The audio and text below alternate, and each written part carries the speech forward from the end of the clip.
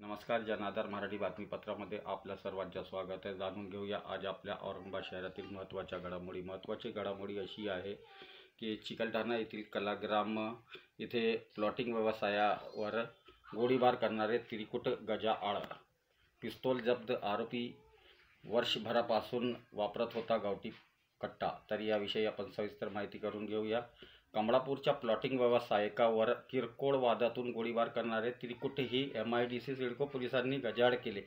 या गुन्ह्यात आता आरोपीची संख्या 5 झाली आहे. अटकेतील आरोपीकडून पिस्तूल आणि 2 मोपेड जप्त करण्यात आल्या. प्रत्यक्ष गोळीबार करणारा आरोपी हा 1 वर्षापासून गावठी कट्टा वापरत असल्याचे तपासात निष्पन्न झाले आहे.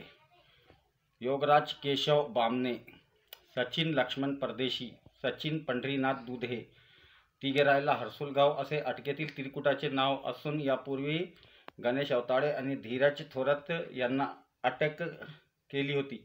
या आरोपींना 4 ऑक्टोबरपर्यंत पोलीस कोठडी सुनावली आहे. यातील सचिन परदेशी या आरोपीने गोळीबार केल्याचे तपासात निष्पन्न झाले आहे. दुधेवर दरोड्याचा तर परदेशीवर जीवघेणा हल्ला केल्याचा गुन्हा दाखल असल्याची माहिती पोलीस निरीक्षक गजानन कल्याणकर यांनी दिली. 22 सप्टेंबर रोजी मध्यरात्री 12 वाजता फिर्यादी तौफिक शफीक पठाण व त्यांचे मित्र निसार जब्बार खान हे दोघे चिकलठाणा MIDCतील पाम हॉटेलमध्ये जेवण करून गाडीतून घरी परतत होते. यावेळी आरोपी गणेश अवताडे यांनी त्यांच्या कारसमोर लघुशंका केली होती. त्यावरून तौफिक आणि अवताडे यांच्यात वाद झाला.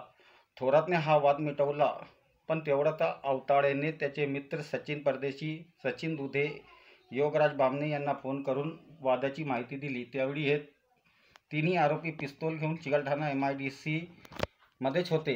ते तत्काळ API कॉर्नरकडून पाम हॉटेलच्या दिशेने निघाले. रस्त्यात त्यांना तौफिक यांची काळ्या रंगाची कार दिसली. तिथे थांबून दुचाकीवरून सचिन परदेशी यांनी गोळी झाडली होती. ही गोळी निसार आणि तौफिक या दोघांच्या कानाजवळून जात कारच्या काचेवर आदळली होती. तर या प्रकरणी पोलिसांनी त्या दोन्ही गुन्हेगारांना ज्यांनी गोळीबार केला होता त्यांना अटक केलेली आहे, अशी माहिती पोलीस विभागाकडून देण्यात आलेली आहे.